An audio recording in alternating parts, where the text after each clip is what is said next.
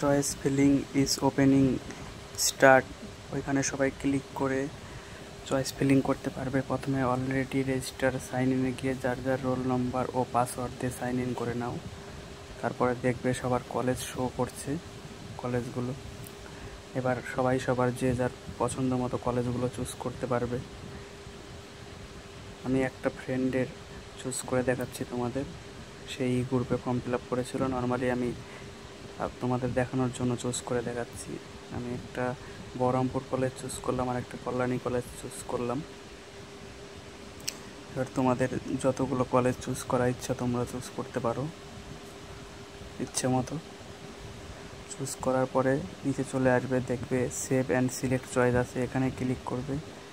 এখানে ক্লিক করার পর দেখবে ক্লোজ হয়ে যাবে, ব্যাক করে চলে আসবে।